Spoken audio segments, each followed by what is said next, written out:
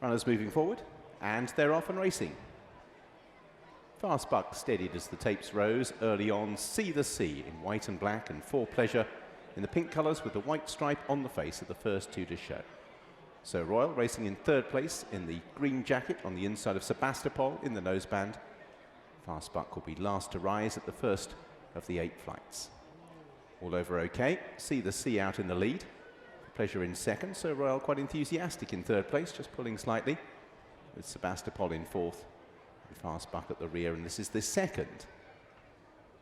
Sceau Royal just ran down that flight in third place, but out in front For Pleasure. Now For Pleasure is going to have to cope with right-hand turns for the first time in a while, and he's moving forward by 2 lengths from See the Sea in second, Sebastopol and Sceau Royal. So For Pleasure moving into this right-hand bend, and corners okay. Last of the 5 remains Fast Buck. As For Pleasure, just inclined to hang slightly on the run away from the stands, but leading by 2 lengths from See the Sea. Sceau Royal on the inside of Sebastopol. And at the back of the pack is Fast Buck as they rake their way on towards the third. For Pleasure out in the lead. Second, See the Sea. Sebastopol on the outside, Sceau Royal over in fourth. Fast Buck at the back. Short run between these 2 flights. For Pleasure, See the Sea, Sebastopol. Sceau Royal last up there and delivered, and now puts himself right on the heels of the leader. The leader remains For Pleasure. We now have just about 3 in line. Sebastopol the outside of See the Sea. Sceau Royal on the inside. And still 3 lengths back to Fast Buck, who was steadied when the tapes rose and has always been the back marker. Front quartet separated by only round about 3 lengths as For Pleasure, making the way around another bend, has the advantage. From Sebastopol on the outside, See the Sea just looking for a little bit of daylight in the approach towards this flight. And Sceau Royal is being kept covered up on the inside, ahead of Fast Buck. Fast Buck's a little further behind now. Sebastopol a bit clumsy over that flight, and that was 4 from the finish. For Pleasure out in the lead with See the Sea. Sceau Royal tracks them, then Sebastopol, and still at the back is Fast Buck. So For Pleasure, leading a tightly grouped quartet of horses towards 3 from the finish. See the Sea for Peter Kavanagh. And Sebastopol, Sceau Royal just backed off his hurdle slightly, not as much at the back as Fast Buck, who made a mistake. So on the home turn, See the Sea takes it up. In second place, you have the pink jacket of For Pleasure, and moving through Sceau Royal just to take that gap whilst it was there, as they all jockey for position. Sebastopol comes next. So round the home turn, See the Sea it is who has the lead. Sceau Royal in second place, positioning himself to strike. For Pleasure's ridden along. Sebastopol was outpaced round the home turn, trying to stay on again, and they've left Fast Buck behind. Out in the lead, See the Sea. Sceau Royal hard on the steel at the moment as they head towards the second last. For Pleasure and Sebastopol, so racing towards 2 from the finish. On the right-hand side, Sceau Royal in the green, white and black of See the Sea. This is 2 out. See the Sea over, and makes a mistake.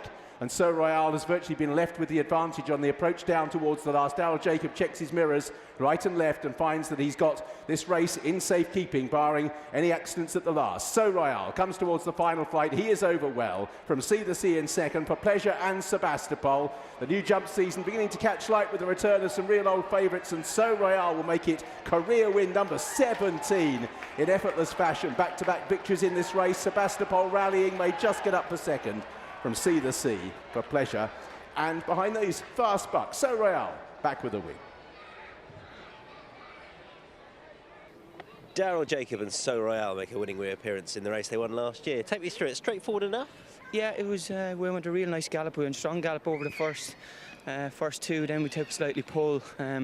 He came right back onto the bridle then halfway down the back straight, and you know, the other horses were starting to fall away, and I just got a nice position turning in. And yeah, he done it nicely. Got in a bit tight to a couple, but don't worry. Yeah, look, it's obviously the different type of colour hurdles, but that's not a problem. Not a problem. Why did Alan King clip you over the head? Just it's Alan King. We'll leave it at that one. Well done. I thought I'd catch up with Anthony Bromley, racing manager to the owners of Sceau Royal.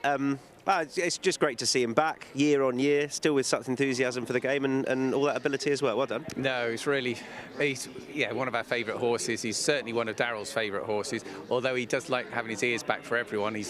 King, he says he always tries. He said he must be in good form. He nearly killed him in the stable, the evening stables, over the week, early in the week. So yeah, no, he was in good fighting form. Daryl didn't think. He said he thought he actually was looking at the white hurdles, funny enough, and he hadn't actually schooled over them at home. Because that's something they're all going to be doing for, it's going to be new for all of them coming out, isn't it? Yeah, I mean, there are white hurdles at Kingies, but they're on the grass. And as Daryl just pointed out, actually, Governor, we've only been on the all-weather hurdles. So that's why he was just looking about and looking into the bottom of them a bit, getting to the bottom. But anyway, he was a class act, and lovely to see him back, yeah. So I asked Daryl why he got a clip around the ear from Alan King, so that's why, 'cause he was smartly talking back to him. Very good. Yeah, it's great. We've been obviously, on the flat all summer, and it's great coming back to a jumps meeting and seeing a horse like this who just keeps on turning up and coming back, and it's a good turnout to see him here. I take it he'd likely follow a similar path to last year, wouldn't he? Yeah. So the idea is to go the elite, but that's not many weeks away, and they had to abandon Wincanton the other day for hard ground.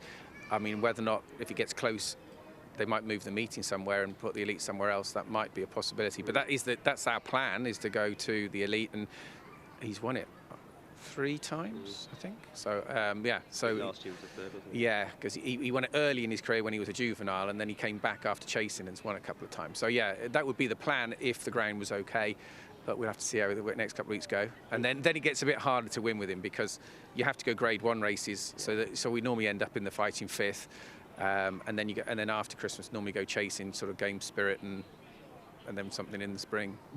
If there was a sort of programme that fitted it, would you send him over fences earlier on in the season, or it just doesn't work like that? Well, he has won the Schlur before, but that'll be pretty hot, won't it? That's the Cheltenham November. So I suppose if the elite didn't happen, there is always that thought, but I've got a feeling he's got Edward Stone and a few things.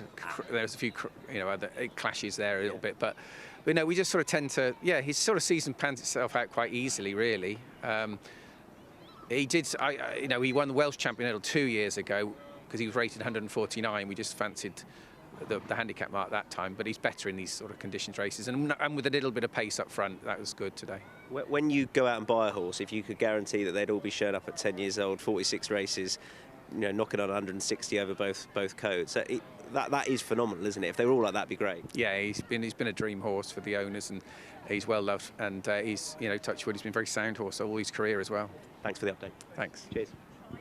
Subscribe to Racing TV's YouTube channel now to watch more great races like this.